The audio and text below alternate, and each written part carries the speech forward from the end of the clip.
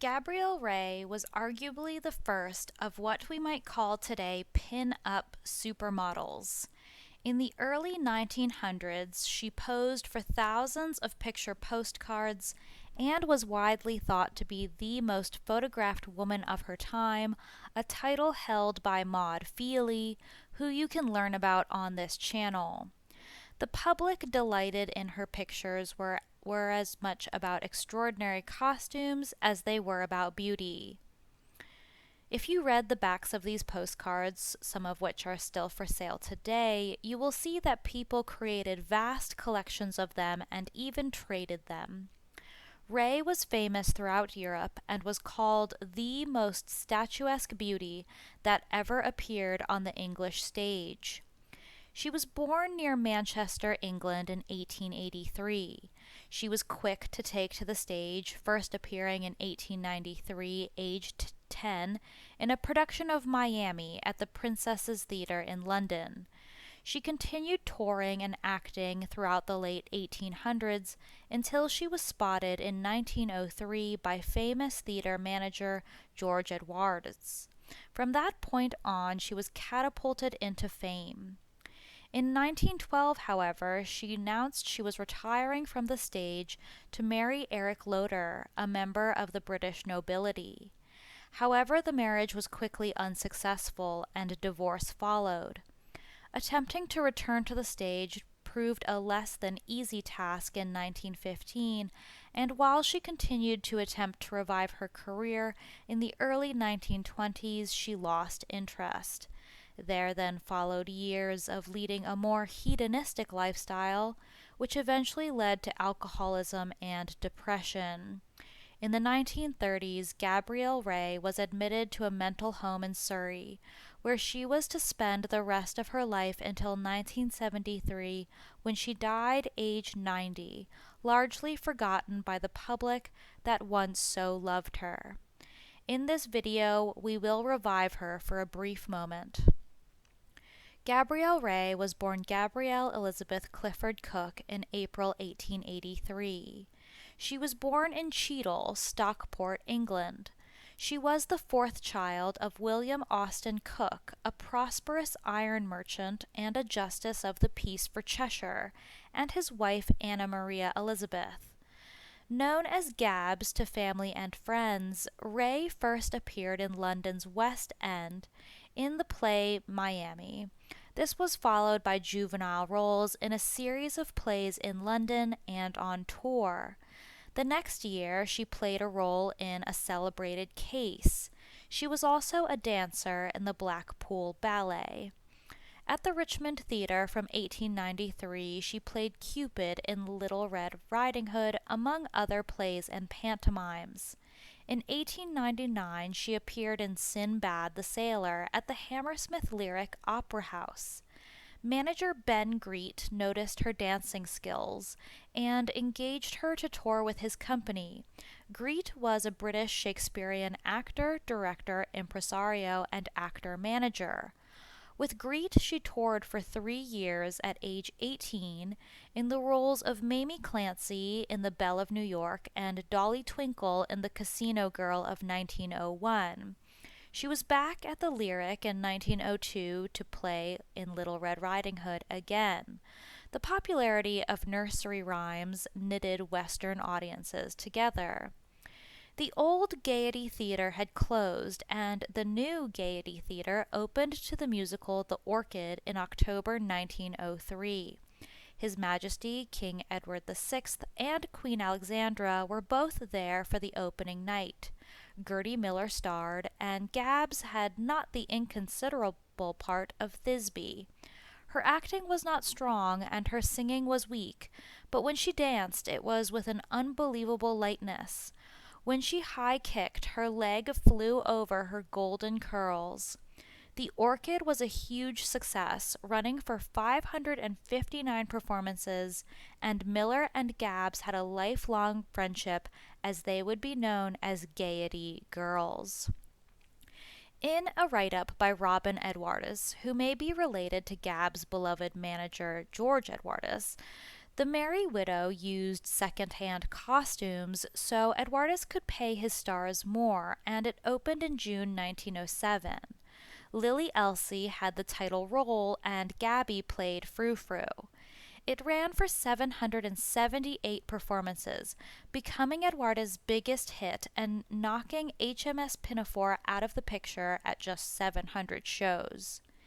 Gabrielle remained at Daly's Theatre for The Dollar Princess in September 1909, again acting with her friend Lily Elsie. At the Gaiety Theatre in 1911, she played in Peggy, after which she had a 4-year break. She returned to the stage in 1915 in the musical Betty's at Daly's, and in 1916 she was at the London Hippodrome in Flying Colours.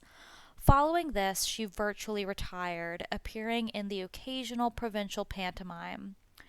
One of the most unusual gifts she ever received from an audience was a huge basket with grapevine growing over the hoped handle. It had taken the vine 8 years to grow. It took 4 men to carry the basket, and on it were 20 bunches of grapes. Incidentally, Gabby seems to have saved a lot of her money. When she was in The Merry Widow, not only was she earning more than star Lily Elsie, she also managed to sell Lily her old clothes. During the first decade of the 20th century, Ray's career progressed to the point where she was performing at leading West End venues and gaining attention as a beautiful young dancer. Unlike other actresses, she threw her destiny onto the working class audience and preferred to perform to them, who loved her for it. Known across Europe for her looks, she was admired by men such as Alfred Gwynne Vanderbilt and King Manuel of Portugal. You can learn more about the world of the Vanderbilts in the Gilded Age videos on this channel. Gabs enchanted her audiences as soon as she appeared on stage with her bright blue eyes and golden blonde hair. A combination of graceful fluidity and acrobatic prowess made her dancing nothing less than spectacular. George Edwardus, who saw her as a star in the making, signed her on the spot to join his company upon completion of her engagement at the Lyric. He is actually listed more in her 1912 engagement notice than her fiancé, Eric Loder. Edwardus was from an Irish Catholic theatre family, and he created, or at the very least, popularized musical comedy in the United Kingdom. Gab's first engagement for Edwardus was as Gertie Miller's understudy in The Toreador at the Gaiety Theatre. Several years senior to Gabrielle, but already a renowned musical comedy performer, Meillar and Gabs became fast friends. In 1903, Edwardus engaged Gabs to take over from Letty Lind as the lead in The Girl from Kay's at the Apollo after the Gaiety Theatre closed for renovation. In October 1903, the Gaiety Theatre reopened with the premiere of The Orchid, which would make Gabs a household name. Gabrielle's success was secure by the time The Orchid premiered, and she continued to perform for Edwardus on an array of successful productions, including The Merry Widow. Gabrielle's primary role as Frou Frou in this play included a whirling dance routine with handstands and high kicks performed on a table held head high by 4 men, which was a huge showstopper. Dancing women carried by men on tables would continue to be used in Hollywood. Like Thomas Jermin Reed and W.S. Gilbert before him, George Edwardus wanted to produce musical plays that were more respectable and would thus attract a more affluent, polite crowd than risque burlesque. But Edwardus sought pieces that integrated spoken dialogue and music in a lighter, less satiric way than Gilbert and Sullivan. As a result, he split the Gilbert and Sullivan partnership and produced Gilbert's shows single-handedly. He also incorporated Broadway form into song and dance numbers. Like burlesque, Edwardus' girl musicals featured chorus lines and other devices for the display of women's bodies. But within the context of a simple narrative, elaborate displays of contemporary fashion and scenery, and light parody of social convention and topical issues. He loved a good rags to riches Cinderella story, and Western and British themes of sincerity, honesty, and hard work in various fairy tales routinely made their way into his work. Perhaps to balance the girl musicals, his Gaiety Theatre also presented a series of what could be described as boy musicals, such as The Toreador and The New Aladdin. Ray's costumes attracted a lot of press.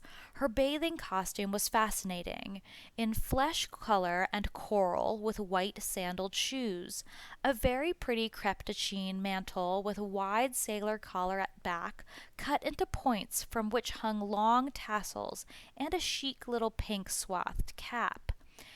Was this the flesh color bathing suit that inspired Zelda Fitzgerald's flesh colored bathing suit? You can learn more about Zelda in her video on this channel. In a juggling duet, Ray slips off her coat and quickly changes into a spangled purple shirt, beautifully embroidered in tulips of all colors. The skirt was elaborately lined with pink gouged chiffon. She also looked very sweet in the naval officer's cap and epaulettes, another quick costume change. Edwarda's girl was the Gaiety girl. Gaiety girls were polite, well-behaved young women, and they became a popular attraction and a symbol of ideal womanhood. They were much sought after by the stage door Johnnies of the 1890s, some of them becoming popular actresses or marrying into society and even the nobility. For example, in 1907, Gaiety girl Denise Orme married Lord Churston, and she later married the Duke of Leinster. Ray herself would encounter honorable ladies vying for her husband. As theater impresario, Edwarda's success grew. He needed another theater and added the Adelphi Theater to his chain of musical houses, including Daly's. Edwarda's was a founder member of the Society of West End Theatre Managers, and he also raced horses. One of his thoroughbreds, Santoy, won many prizes, including the Ascot Gold Cup in 1901. He never forgot Ireland and bred horses in County Tipperary. When World War I broke out, he was making his annual visit to a German spa. He was imprisoned in Germany for several months, potentially thought to be a spy, which exacerbated his health problems. He had at least 2 children, Dorothy and Darcy. He died at home in Regent's Park, London, just before his 60th birthday in 1915. He was buried at St. Mary's Cemetery, Kensal Green, and was survived by his actress wife, Julia Gwynn, who died in 1934. Although Edwarda's left valuable properties, he also left considerable debt. His theatrical enterprises continued to operate under the guidance of Robert Evatt, who managed to produce a number of hits over the next few years, notably The Maid of the Mountains and The Boy, both beginning in 1917, that paid the debts of the estate. But prior, in 1912, Ray announced her retirement to marry the wealthy Eric Raymond Loder, born in 1888, dying in 1966. He was 5 years her junior. She was age 29, and she left the production of Peggy to marry him. She did not appear at the well-attended scheduled wedding ceremony at St. Edward's Roman Catholic Church in Windsor because of Loder's failure to sign the prenuptial contract that guaranteed her financial security, but he claimed this was just an oversight, and the marriage took place 3 days later. But to the press, Ray claimed she refused to appear the first time due to stage fright, with thousands of journalists and socialites present and waiting at the break of dawn for the bride, as she wanted the wedding to be a private affair. Major Eric Raymond Loder was the grandson of MP Sir Robert Loder and nephew of Lord Loder of Wakehurst Place. He ostensibly believed himself to be above Ray, despite both of their fathers being justices of the peace. His family inherited a considerable fortune and had extensive estates in Northamptonshire and Sussex, as well as in Russia and Sweden. One bystander stated, "In the case of Gabrielle Ray and Eric Loder, I think it is probably best to say that they were utterly incompatible. In fact, it was a matter of some surprise to their respective friends that the marriage was ever contemplated in the first place. Whereas she was a child of the theater and a dancer by nature, he came from a racing family and had outdoor interests ranging from big game hunting to driving fast cars. She was also several years older than her husband." In 1913, Loder committed adultery and deserted his wife, ignoring her letters pleading with him to return. She filed for restitution of conjugal rights, but Loder did not respond to the legal order, and the couple divorced in 1914 after only 2 years of marriage. Ray clung to Loder and was plunged into deep depression by the death of her guide Eduardes in 1915. Ray's reaction is very similar to the reaction of Maud Adams upon the death of her manager Frohman, which you can learn about on this channel.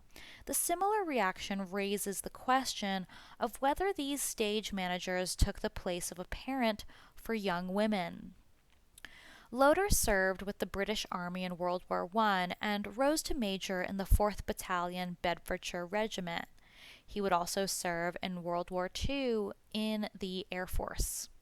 He would marry New Orleans-born manicurist Eleanor in 1932, she was Countess Moroni at the time, and divorce her. She died in 1963 and Loder died in 1966. Countess Moroni was Loder's third wife. He married secondly to Iris Mary Fitzgerald, the daughter of Honorable Eustace Robert Southwell Fitzgerald and the Honorable Maud Louisa Barrington, in May 1920. He and Iris Mary Fitzgerald divorced after 8 years of marriage, but they had one daughter, Pamela Catherine, who sadly died at the age of 20 in 1941. He married thirdly Eleanor Curran, the daughter of John Curran, in December 1932. He was educated at Eton College, Windsor. The broken marriage with Loder was difficult for Ray, but in 1915 she returned to the stage to play the role of Estelle in the musical Betty at the Gaiety Theatre, perhaps to aid Edward's deaths after his death, and in the following year she appeared in the revue Flying Colours. These were her last appearances in the West End, and her colleagues remarked on her precarious mental state at the time. But for nearly a decade afterwards, she appeared occasionally in provincial variety tours and pantomimes, finally leaving the stage in about 1924.